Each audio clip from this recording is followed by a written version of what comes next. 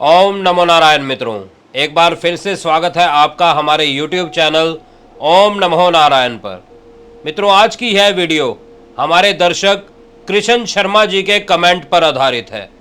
उन्होंने हमें कमेंट किया था कि गुरुजी, अगर कोई भगत गद्दी लगाना छोड़ना चाहता हो तो उसका क्या प्रोसीजर है, और अगर अपने कुल में कोई गद्दी ना लेना चाहे तो मुक्ति कैसे होगी। मित्रों, यह विषय अत्यंत गूढ़, गंभीर और संवेदनशील है।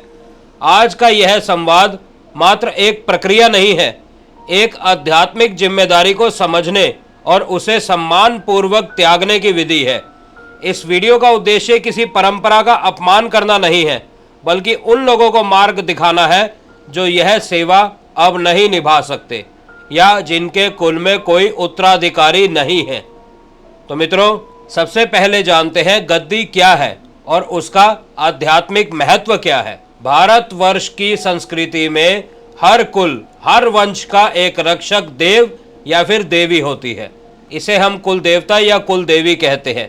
कोई इसे ग्राम देवता कहता है, कोई इसे किसी प्रकार से जानता है। गद्दी का अर्थ होता है वह शक्ति, वह स्थान, वह व्यवस्था जिसके द्वारा कुल देवता की सेवा होती है। गद्दी का वाहक, जिसे भगत, सेवक, कुल पुजारी या मंडलधारी कहा जाता है, वह व्यक्ति नहीं, वह एक माध्यम होता है। इसकी जिम्मेदारियां क्या होती हैं? कुल देवता की सेवा करना, उनका पूजन करना, उनको भोग देना, उनको बलि देना, और भी जो अन्य प्रक्रिया उनके कुल में चलती है वह सभी निभाना।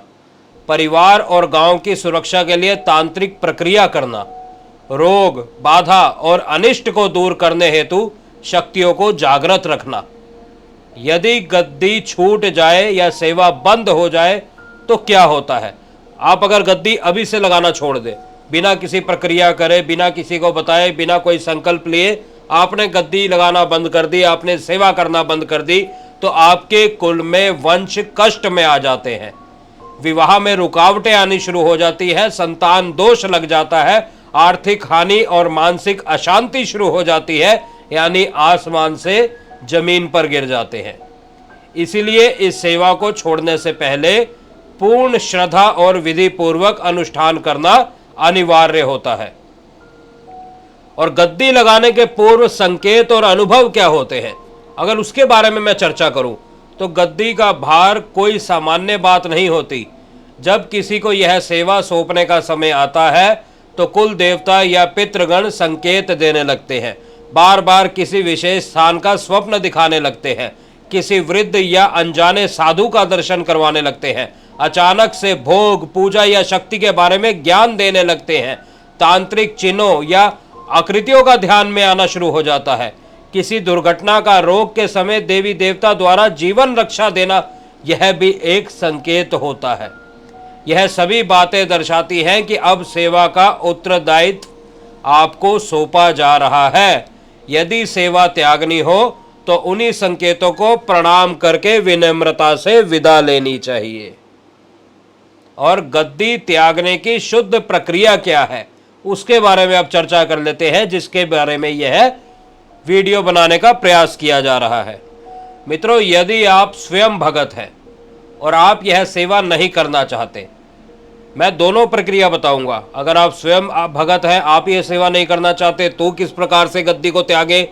अगर आपके परिवार में कोई गद्दी लेने वाला ना बचा है या नहीं लेना चाहता है तो सेवा को कैसे त्यागे, ये दोनों प्रक्रिया मैं आपको बताऊंगा। सबसे पहले जो भगत है, जो खुद गद्दी त्यागना चाहता है, वो क्या करे। यदि आप स्वयं भगत हैं और यह सेवा नहीं करना चाहते तो हम जो आपको विधि बताने जा रहे हैं उसको सम्मान पूर्वक और अच्छे से करें। प्रक्रिया क्या है? सबसे पहले आपने अमावस का दिन चुनना है, या फिर पितृपक्ष का, या फिर महाशिवरात्रि का दिन। महाशिवरात्रि का दिन भी इसमें उत्तम रहता है जब आपको गद्दी लेनी या त्यागनी हो। पीपल के पेड़ के नीचे सफेद वस्त्र पहनकर एक तांबे के पात्र में जल भरकर बैठ जाएं। ध्यान रखें, पीपल के पेड़ के नीचे सफेद वस्त्र पहनकर एक तांबे के पात्र में जल लेकर बैठ जाएं। अपने कुल देवता या देवी का ध्यान करें और उनके सामने हल्दी लगी हुई सुपारी अर्पित करें। ध्यान रखें, साबुत सुपारी आप इसमें ले लीजिए, उसके ऊपर थोड़ी सी हल्दी लगा कर जाइए, हल्दी लगी हुई सुपारी उनको अर्पित करें। अब दोनों हाथ जोड़कर जो मंत्र मैं आपको बताने जा रहा हूं उस मंत्र का जाप करें। जाप ऐसा नहीं कि मालाओं से जपना है, एक ही बार बोलना है आपको, या फिर 3 बार बोल लीजिए। अगर मंत्र नहीं बोला जा रहा तो मैं इसका हिंदी में अनुवाद भी बताऊंगा, आप वो बोल लीजिए, परंतु गलती ना करें, ये बात का ध्यान रखें। मंत्र इस प्रकार है, ओम कुल देवताय नमः ईशा सेवामम वशात त्याज्यम अन्य योग्य पात्रम वर्णम करोतु मुक्ति दातु स्वाहा। अर्थात हे हमारे कुल के दिव्य रक्षक, मैं अपनी व्यक्तिगत सीमाओं के कारण इस सेवा को त्यागने की विनम्र प्रार्थना करता हूँ। कृपया इस दायित्व को किसी योग्य आत्मा को सौंपे और मुझे आत्मिक मुक्ति प्रदान करें। इसका अर्थ है, हे हमारे कुल के दिव्य रक्षक, मैं अपनी व्यक्तिगत सीमाओं के कारण इस सेवा को त्यागने की विनम्र प्रार्थना करता हूँ। कृपया इस दायित्व को किसी योग्य आत्मा को सौंपे और मुझे आत्मिक मुक्ति प्रदान करें। अगर आपसे वह मंत्र में ना बोला जाए तो जो हमने आपको कहा है इस प्रकार से उनसे प्रार्थना कर लीजिए। इसके बाद एक दीपक जगाएं और दीपक के ऊपर चावल, पुष्प और मिष्ठान अर्पित करें। अब उस दीपक को अपने हाथ में उठाएं और जो सुपारी आपने आगे अर्पित करी थी उसको 5 बार दीपक घुमा दीजिए। दीपक घुमाना यानी जिस प्रकार से आरती करते हैं उस प्रकार से 5 बार उसको घुमा दीजिए। अब उनसे क्षमा याचना करते हुए अंत में गद्दी से जुड़ी हुई कोई भी वस्तु, चाहे आप किसी वस्त्र को पहनकर गद्दी पर बैठते हैं, किसी माला को धारण करके गद्दी पर बैठते हैं, किसी त्रिशूल को अपने हाथ में लेकर गद्दी में बैठते हैं, या किसी अन्य वस्तु को अपने हाथ में लेकर गद्दी पर बैठते हैं, तो आपसे गद्दी से जुड़ी हुई कोई भी वस्तु हो उसको आपने वहीं पीपल के वृक्ष के पास ही छोड़ देनी है, इज्जत से छोड़नी है और पीछे मुड़कर ना दिखे, अपने घर वापस लौट आए। और मित्रों, यदि कुल में कोई सेवा ना लेना चाहे तो क्या करें? कोई उत्तराधिकारी नहीं बचा तो क्या करें? अब बचे तो हैं लेकिन सेवा नहीं लेना चाहते तो क्या करें? अब यह एक नई पीढ़ी का युग है। जब युवा या परिजन गद्दी नहीं लेना चाहते तो उसे सम्मान पूर्वक बंद करना चाहिए।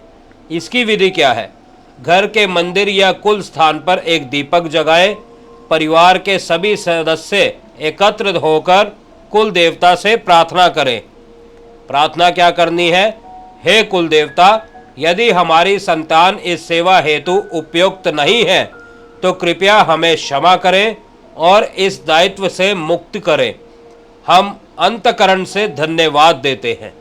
इस प्रकार से 3 बार उनको बोले, हे कुल देवता, अगर कुल देवी है तो हे कुल देवी, यदि हमारी संतान इस सेवा हेतु उपयुक्त नहीं है तो कृपया हमें क्षमा करें और इस दायित्व से मुक्त करें। हम अंतकरण से धन्यवाद देते हैं। उसके बाद 5 ब्राह्मणों को भोजन कराएं या फिर किसी योग्य स्थान पर दान दे, जिस प्रकार से गौशाला में दान दे सकते हैं या कोई अन्य कुल देवी या कुल देवता का स्थान है तो वहां पर दान दे दीजिए, लेकिन अपने पूरे परिवार के हाथ से दान अवश्य निकालें। और यदि पूर्व में सेवा अचानक छूट गई हो तो कुल देवता के मंदिर में क्षमा याचना अवश्य करें। कुल गद्दी से जुड़ी कोई वस्तु अगर खो जाए तो उसी स्थान पर दीपक जलाकर प्रार्थना अवश्य करें। कोई सपना बार बार आता है तो उसका अर्थ समझकर गुरु से सलाह अवश्य लें। और मित्रों, कभी कभी सेवा जीवन का तप होती है, लेकिन कुछ आत्माएं वह सेवा पूरी करके मुक्त हो जाती है। इसलिए जरूरी नहीं कि हर पीढ़ी गद्दी ले। यदि कोई योग्य नहीं है तो कुल देवता स्वयं मार्गदर्शन करते हैं, बस हमें खुले मन से उसे स्वीकार करना होता है। यदि किसी को पुनः सेवा शुरू करनी हो तो गुरु से दीक्षा लेकर अनुष्ठान द्वारा फिर से स्थापित किया जा सकता है। गद्दी कभी पूरी तरह नष्ट नहीं होती, वह सिर्फ प्रतीक्षा करती है उसके उत्तराधिकारी की। मित्रों, यह विषय भावनात्मक और आध्यात्मिक दोनों रूप से जुड़ा है। हम केवल साधन है, निर्णय और दिशा परम शक्ति की है। यदि आप इस वीडियो को देखकर शांति अनुभव करें तो यह हमारी सेवा का फल है। यदि आपको किसी भी चरण में मार्गदर्शन चाहिए या यह प्रक्रिया आप व्यक्तिगत रूप से करवाना चाहते हैं तो आप हमसे संपर्क कर सकते हैं। अगर वीडियो पसंद आए तो वीडियो को लाइक ज़रूर करें और चैनल को सब्सक्राइब जरूर करें, ताकि आने वाले समय में इसी प्रकार की बेहतरीन जानकारियां समय समय पर आपको हमारे माध्यम से देखने को मिलती रहे। हम फिर मिलेंगे आपसे किसी अन्य वीडियो में, किसी अन्य जानकारी के साथ, किसी अन्य उपाय, किसी अन्य टोटके के साथ। तब तक के लिए आप सभी मित्रों से इजाज़त चाहते हैं। ओम नमो नारायण, ओम नमो नारायण, ओम नमो नारायण।